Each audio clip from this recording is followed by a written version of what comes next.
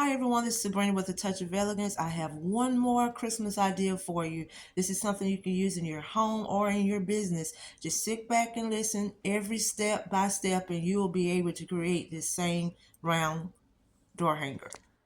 So everyone, we're going to start on this round door hanger that I painted. Is a round wood that I painted white at the bottom and I put my stain at the top. So what I'm going to do is I'm going to create a little design at the top of it, a little arrangement. So what I have is my pine needles, and I'm just going to lay it down just to make sure this is the look that I want to go with before I tape it down. Not actually tape it down, staple it down. And I'm taking these pines, and I'm just going to lay them down the way I want it to look first before I'll take my floor tape and I'll tape it together the way I want them to lay on the sign. Just want to make sure this is the look that I want. And I'm doing all of this while my cement is drying and my E6000 is drying on my centerpieces. Instead of just sitting around doing nothing, I'm going to still be at work. Then I'm going to add a little pick in there just to give that look of snow and bring some of the white out.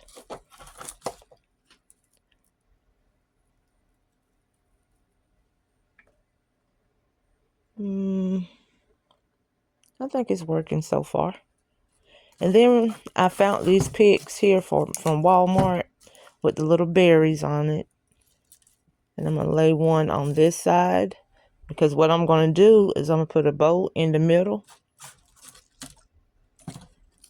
And then I'm going to lay one on the opposite side. I'm sorry if I'm not holding the camera right. I'm trying to film with one hand and design with the other hand because my tripod wasn't aiming the way I wanted to aim. So I just said I'll take it and hold it. So what I'm going to do is take all these together, put them together, and I'm going to tape them with my floral tape. And I'm going to let you guys see that part of it. I'm going to tape them with my floral tape because this is how I want it to lay. Okay, I hope you all can see this. What I'm going to do first is take my floral wire, and this is a thin wire that I got at Walmart for little projects like this. This is not what I use for my ribbon because it's a little too thin for my bows, and I don't want it to pop off. So I'm going to gather these together, and then we're just going to wire them together first.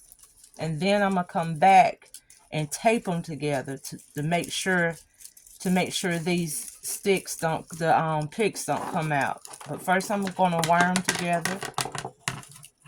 And I hope you can see this because my angle is not good, but I couldn't hold my camera plus do this at the same time. So I might get out of camera a little bit, but I'll bring it back. All I'm doing is just wiring it together, just tying them together, just to make sure nothing coming loose.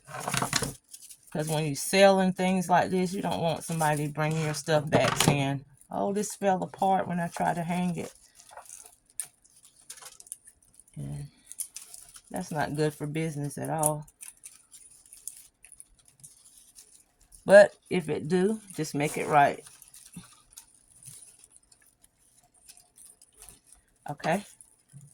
And I'm going to wire it a little bit more because I feel it a little loose on this side. So I'm going to bring my wire over here on this side. But which the tape is going to catch all that. That's why you tape it also.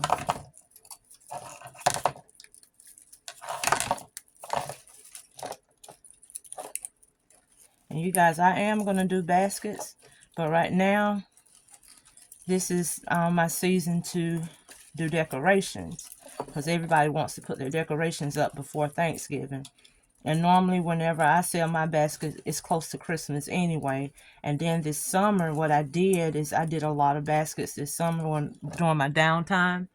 I did a lot of baskets then. I think I have close to 200 baskets.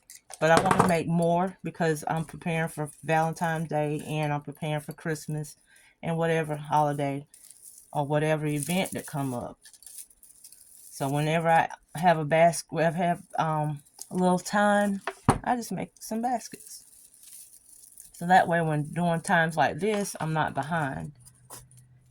And every year I know around this time, I'm really, really busy with doing decorations.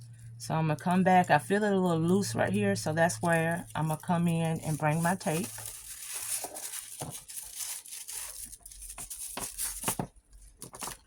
Just to secure it. I know it has wire on it, but I want to bring the tape over it too. And you have to be careful how you pull that tape. You can't pull it too hard because it will pop just like it did on me.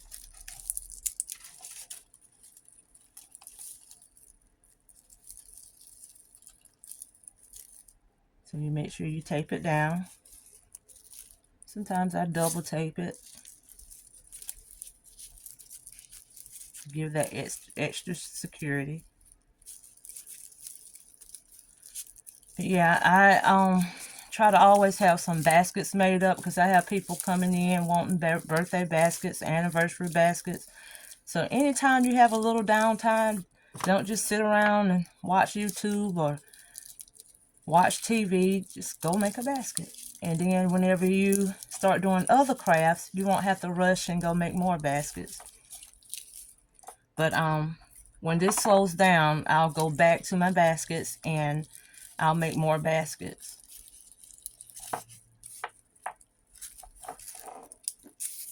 And then it'll pick back up because people want to take their Christmas down and they want to put up stuff for all year. Something just to keep them going until spring.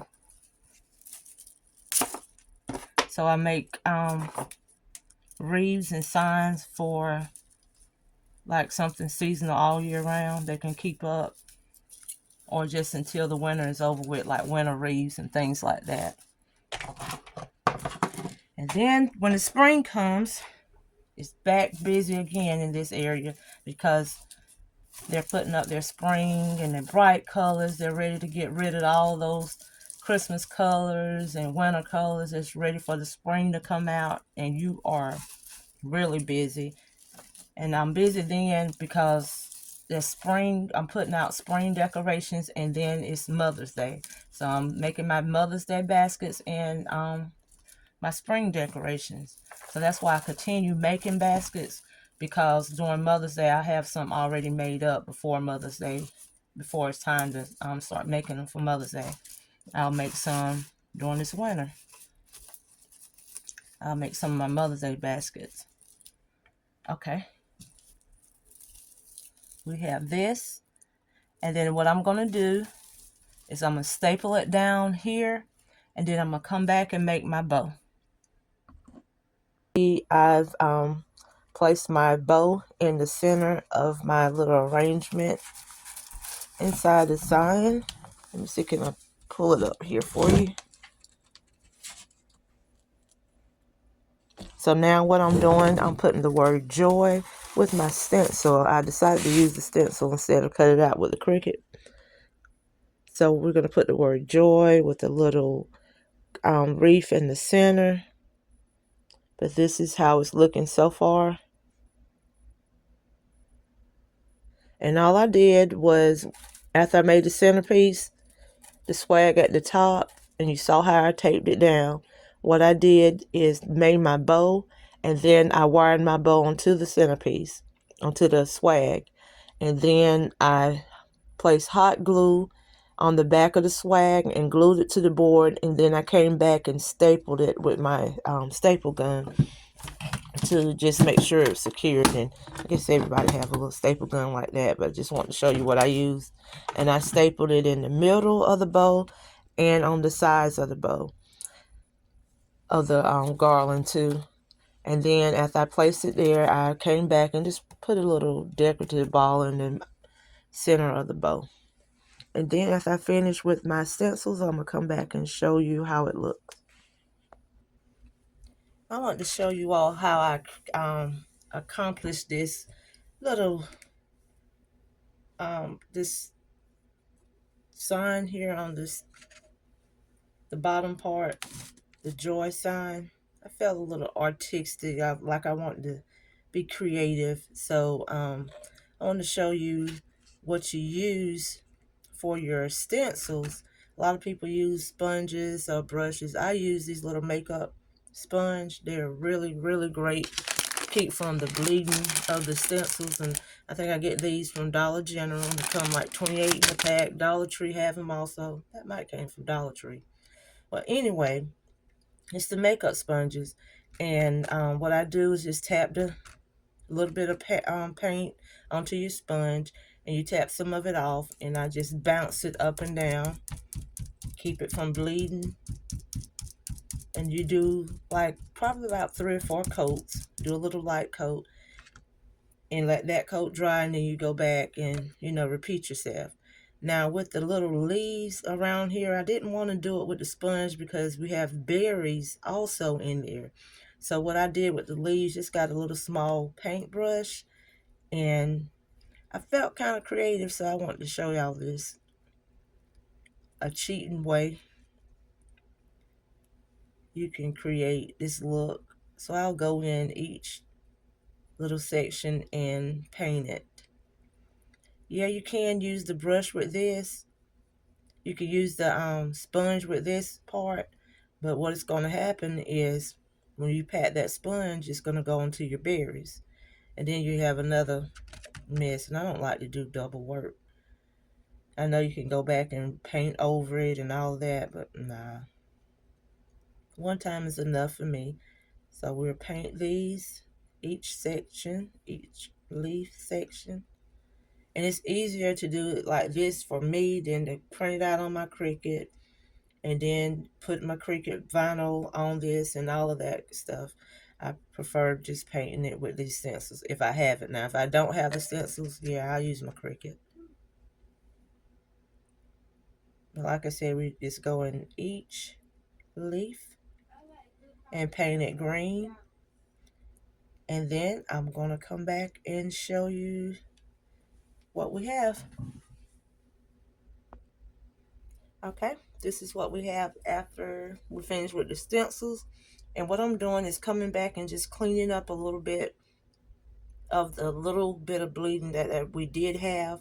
Wasn't much at all because we used the sponge. Now, if we didn't use those sponges and we used a brush or a wider brush or something, you would have had a lot of bleeding. But what you do whenever you have that, you just take the same color paint as you have on your base here, and or you can take the same color paint that you painted your letters or whatever with, and just go around your edges and clean it up just a little bit with a small brush.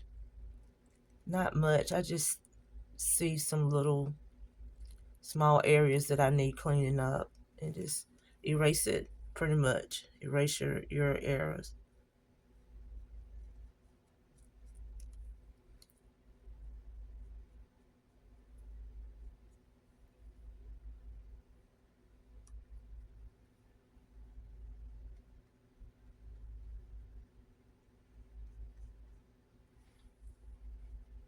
I see a little error there, and it's something that you might not even see, but being that I did it, I can see it. And you go through and erase all your errors. Then you come back, and I'm going to come back and spray some polyurethane, just a seal on it, a clear seal, because if someone want to hang it outside, the water, the rain or whatever, the weather won't damage it. It just seals the paint in. Okay, I cleaned up all my little areas, my little mistakes that I made. And then I'm going to come back here and spray this polyurethane. It's a clear coat, clear protection coat for your paint, your wood. And you can get this from Walmart. I think it's like $10 a can. So what I do is just after we finish everything, you spray your polyurethane on it, and A lot of people say spray this outdoors or in the open area because it do have a strong smell to it. But I am in an open area. I'm going to spray this. Just a thin layer, not too much. Now, if you want to shine, you get the one that's gloss, but this has like a warm gloss. I don't want my woodworks to be shiny. So I put like a semi-shine or wood gloss on mine. Semi-gloss on mine. And after I hang it, I want to tell you the wood is just wood that I got from this wood supplier in the town that I live in. And my brother comes in and he cuts the circles out for me, or whatever shape I need, he'll cut it out for me. I don't do that part, but he does. He just cut it out, but I do all the painting and the decorating and the sanding it down and all of that. But that's where my wood came from. You could just you can go to Lowe's. Lowe's have this wood, Home Depot, any of those suppliers like that. You can get your wood, or you can get it already cut. But I prefer doing mine with a big sheet, because then you can do the measurements that you want, or the measurements that your customers are looking for. And this is not your typical size round door hanger. This is a little larger than the ones that people have, because this person wanted theirs a little larger. I'm going to go hang it, and I'll let you guys see how it looks.